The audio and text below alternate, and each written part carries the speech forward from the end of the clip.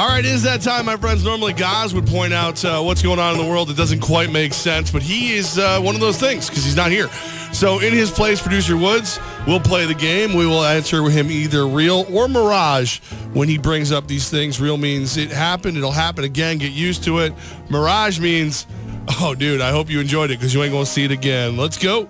First one, real or mirage, Nick Foles will be a starter in the NFL next season. Man, I want to say real. I don't.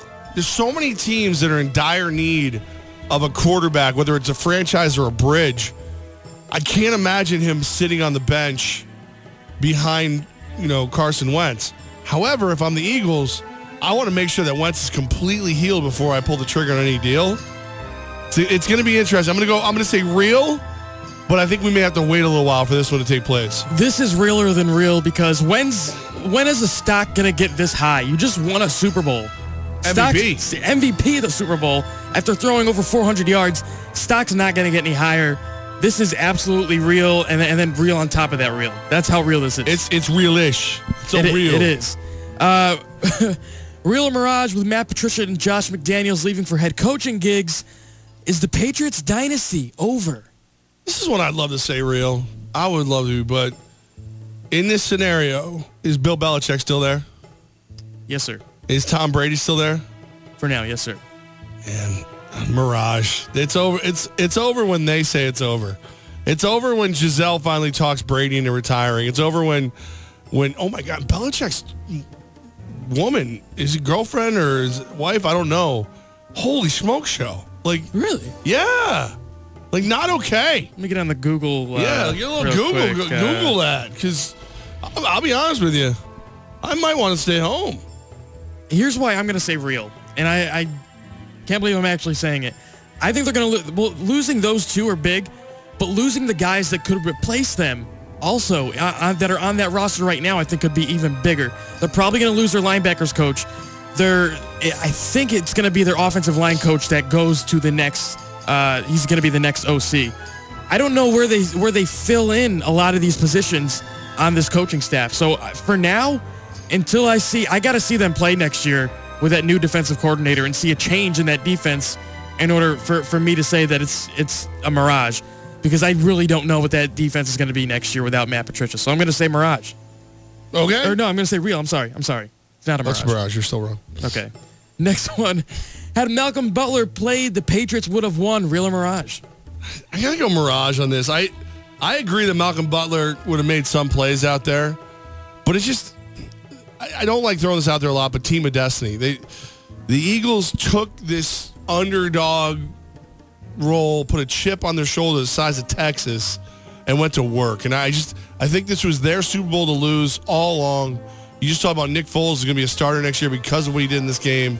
I don't think Malcolm Butler is going to stop an MVP from being an MVP. I'm going to say real.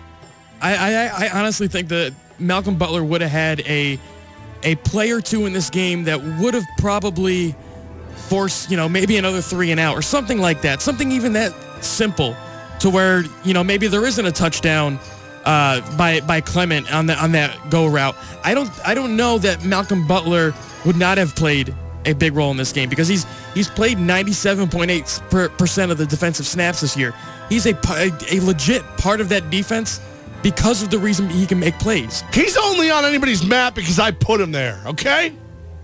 Nobody knew who Malcolm Butler was before Levack said, hey, you're going to win the Super Bowl. Rob Gronkowski played his last game in the NFL. Real or mirage? Mirage. I think he'll get away for a little while. He'll heal up. The fear of another concussion will pass. He's 27. Is that he's still young? Yeah, around 27. I think you'll see him again. Now, I'm convinced you'll see him again. Am I convinced you'll see him again in a Patriots uniform? Ooh, that's where it gets tricky. I'm gonna say mirage as well. I just think he needs a little boat cruise or something, clear his mind. Get a good workout in, bud. You'll be good. Don't worry about it. You'll be swole up. All right, bro? Once he gets back with his brothers. Mojo Rawley and the bunch of the Gronkowskis. Gonna do some keg stands. I mean, it's not like he can lose any more brain cells, right? We do beer pong with kegs. We cut the top off the kegs. This is Gronkowski beer pong, okay? bro. The Patriots open up as favorites for next season, but should they be real or mirage? Oh, man. How do you... All right, give me a team that you hands down believe can beat them. I mean, that's my question to you. Do you say go with the Philadelphia Eagles? Getting Carson Wentz back. I mean, the majority of that team will likely be back. Alshon Jeffrey signed a new deal. He'll be back. What is it? 22 of their 29 whatever starters are back? I believe so. Or at least not free agents. They could still get re-signed.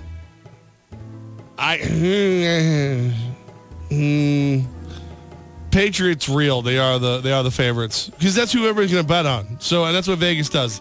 Vegas doesn't really care who's going to win. They care who you're going to put money on. I mean, they've got Green Bay second, tied with the Eagles for second. Minnesota and Pittsburgh tied for third. Falcons, Cowboys, Rams, and Saints tied for fifth. Patriots in my mind can beat any one of those teams on any given Sunday. I'm going to say Mirage. I think the Eagles are. I think there's probably 2 or 3 teams that could actually beat this Patriots team right now. And not knowing who's going to be that defensive coordinator next year, who's not going to. You don't know who's going to be the offensive coordinator. Bill Belichick has a big task on his hands right now in order to fill that coaching staff.